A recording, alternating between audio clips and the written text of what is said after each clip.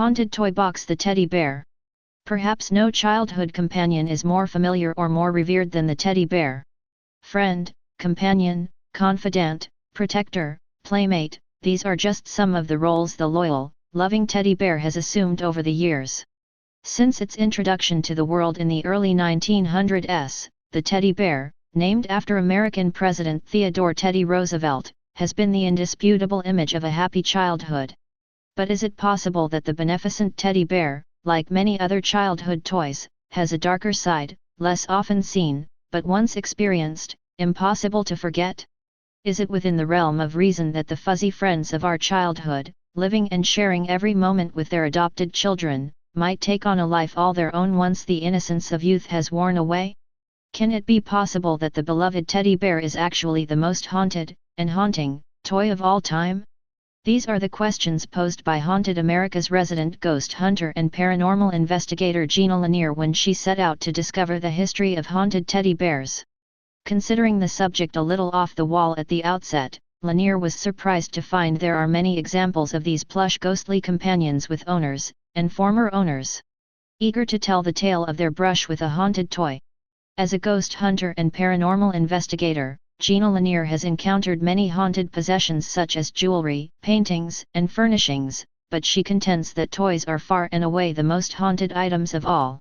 This is probably because toys spend an awful lot of time with their children, says Lanier. Most kids forge a strong bond with their toys, dolls, and teddy bears especially, and we encounter situations where some toys have gone through every major event in a child's life, positive and negative, and it would not be outrageous to say that the toys pick up the energy of the child who spends the most time with them. But I think I chose teddy bears because they're almost a symbol of childhood and they have such an innocent reputation. The warm and fuzzy companion of our youth has a long history of popularity both in America and abroad. For generations children have received teddy bears to mark all sorts of occasions and childhood milestones or for just no reason at all. The teddy bear has been the keeper of childhood secrets, the companion of childhood illnesses, the playtime partner, and some teddy bears have even accompanied children on that final journey into the dark when they are placed in the coffins of infants and children who have died. Given all that the teddy bear is exposed to, says Lanier, it would be absurd to think that somewhere along the way you wouldn't get some pretty haunted and even possessed toys out of it. To launch her investigation into the secret lives of haunted teddy bears, Lanier first had to acquire test subjects with appropriate backgrounds. With the help of friends and family she has amassed a large collection of teddy bears, all of which just happen to be the objects of paranormal and ghostly activity. Many of these were subjected to research and returned to their owners, others were willingly donated with no return required. Lanier's collection spans all types of teddy bears, some are antiques, made around the 1920s and 30s, some are just old and tattered, some are more modern examples, and some are brand new. Several were collected from the massive debris piles left in the wake of Hurricane Katrina. What they all have in common is a history of association with paranormal activity, as verified by the statements and real-life accounts of their owners or as discerned by Lanier herself over the course of many months' work. Most haunted. Just why the teddy bear is the most haunted childhood relic is something Lanier considered at great length throughout her investigation. In many cases, Lanier concluded, the haunting or possession of the teddy bear occurs over a long period of time. For all the years a bear remains in possession of a loving child, it becomes an integral part of that child's life. As the child creates this relationship with the bear, the toy naturally begins to take on the energy being directed toward it. Eventually, it is surmised, the essential energy becomes a force that draws other remnant energy to it. For example, if the child and his toy live in a home that already has an established history of paranormal activity, this may begin to use the toy as a conduit to manifestation. In this instance, the toy can become something similar to the familiar associated with practitioners of magic, though of course not frequently on such a powerful scale. The object may not move and act as if of its own volition, but the fact remains that the high concentration of energy, sometimes combined with external anomalies, will cause the teddy bear to almost take on a life of its own. When this occurs, the teddy bear begins to act in response to the child, taking on, at least to its companion, all aspects of an independent playmate. Similarly, In homes where a family member such as a sibling or other close relative has died, it often happens that the teddy bear becomes the receptacle for the etheric energy of the deceased in question. In this event, the toy might manifest audible phenomena as well as local, independent motion, i.e. moving from place to place without the assistance of human interaction. In the situations described above, it is often found that the energy manifest in the teddy bear is generally benevolent and that, outside the somewhat unsettling fact that an entity is present in the toy, the most unnerving aspect seems to be the intense loyalty the haunted object will demonstrate toward the child that owns it. It is when the link between child and plaything is broken, either through the natural breakdown of interest that occurs as the child ages or in situations where adults intervene when they feel the child is appropriately old enough to discontinue playing with toys, that malevolent activity associated with haunted teddy bears has been most prevalent. Well, it's the sudden withdrawal of the energy that causes the bears to go bad, you might say, Lanier comments. After all, this toy has spent nearly every waking moment of the child's life involved in all of his or her experiences. To be cut off from the constant companionship and the natural interaction can be a shock. If the etheric energy within the bear has gained enough strength, it might be capable of all sorts of activity on its own. Lanier's investigations suggest that this premise can explain much of the strange activity surrounding some of the older teddy bears and those newer ones abandoned to the trash heap or the thrift store. I know of one instance where a mother decided that her son was too old to be sleeping with his teddy bear, Lanier relates. At first, she began to wean him off of the habit by allowing him to go to sleep with the bear and then removing it while the boy was asleep. Often during the night the little boy would wake up and call for his bear, and sometimes the mother would give in. But she eventually lost her patience with the process and simply refused the boy his bear at night, even going so far as to sleep with it herself to make sure he wouldn't have access to it. The young mother soon found out to her dismay that teddy bear had other ideas, as Lanier relates. One night as she was finally settling down to sleep after an exhausting tantrum from her son, she cradled the child's little bear in her arms and tried to get to sleep herself. She had only shut her eyes for a few minutes when she felt movement in her arms, and she immediately thought she could catch her son in the act of swiping the teddy bear. You can imagine her reaction when she opened her eyes and her son was nowhere in sight. But when she looked down at the teddy bear in her arms, she saw it was wiggling and moving itself out from under her arm, trying to get away and back to the little boy's bed. The mother sat up and threw the teddy bear from her in fear. The little bear hit the wall and fell to the floor. In the bedside light she could see it crumpled on the floor. At that same instant her son woke startled from sleep in the next room and began to cry miserably. Not knowing what to do, the frightened woman eventually got up the nerve to approach the bear, which she quickly locked away in the well of a nearby entertainment center. Eventually, however, the bear found its way back to the little boy, but by no paranormal means. His father simply found the bear locked away and gave it back to his son. Still, when it did reappear, the child's mother was too frightened to remove it again. Ultimately, the boy himself apparently outgrew the toy on his own. Or, as Lanier likes to speculate, could it be the toy outgrew the child? Teddy bears really just want to be loved, Lanier says. They want to be cuddled and valued and cared for. In fact, that's what they're made for. And as long as there is someone around to provide for those needs, I think the energy within the toy remains positive and content. When the child is allowed to naturally outgrow the toy, it's possible that the energy dissipates and perhaps reappears in some other form in the older child's life or moves on altogether. Some haunted teddy bears, however, don't know when to let go.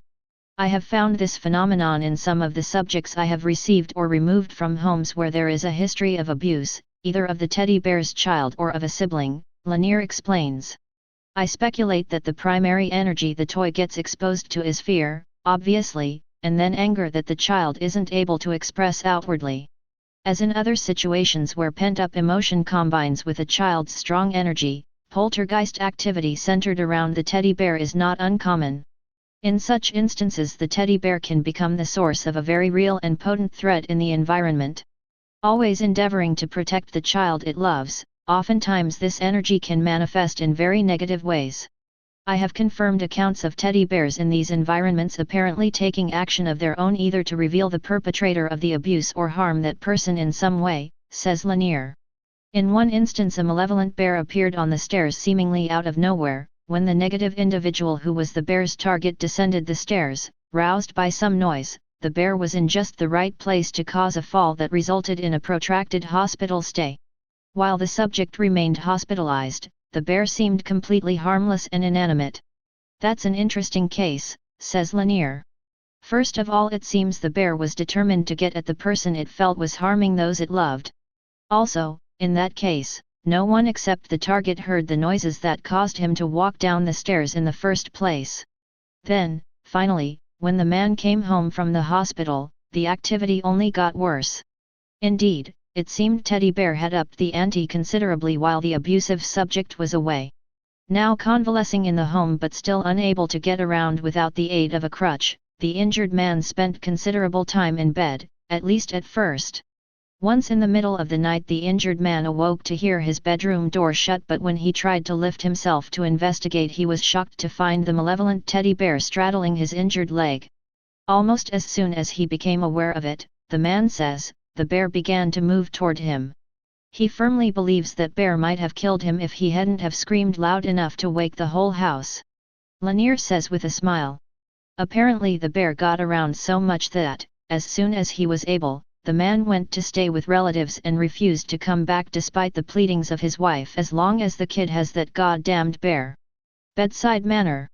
Some of the most touching stories of haunted teddy bears involve the toys left behind when a child dies, either suddenly or after succumbing to a long illness.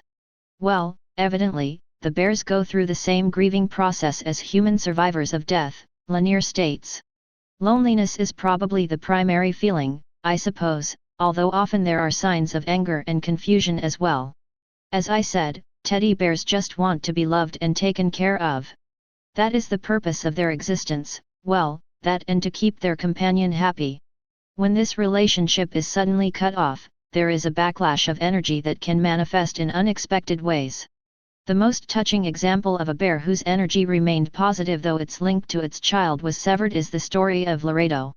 The bedside companion of a terminally ill child, Laredo was named after a song by popular country singer Chris Cagle. Laredo's child suffered bravely through terminal illness with the bear constantly by his side, and before his death the child made it clear that he wanted Laredo to go and live with Cagle. That's a very touching example of a strong bond between a child and his teddy bear, Lanier says sadly. The child's family was convinced that the boy was receiving much of his strength and his will to live from his companion teddy bear. Not only this, he also found strength in the words and messages he heard in Cagle's music. In the end, he wanted Cagle to have that bear, and that's how it went.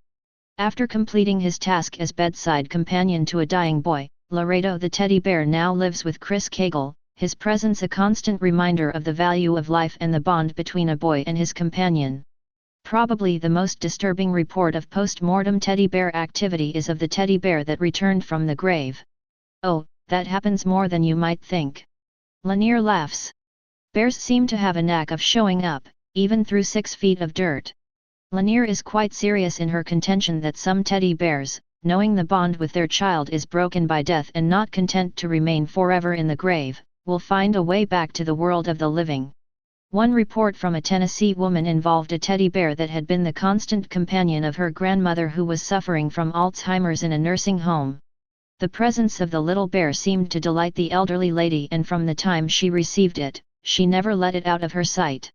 The family felt it only fitting that the bear should be put in the coffin with the lady when she finally did pass away, Lanier explains, so this is what they did. Several people, including the entire family, witnessed the bear in the coffin when the lid was closed. The same people saw the coffin lowered into the ground.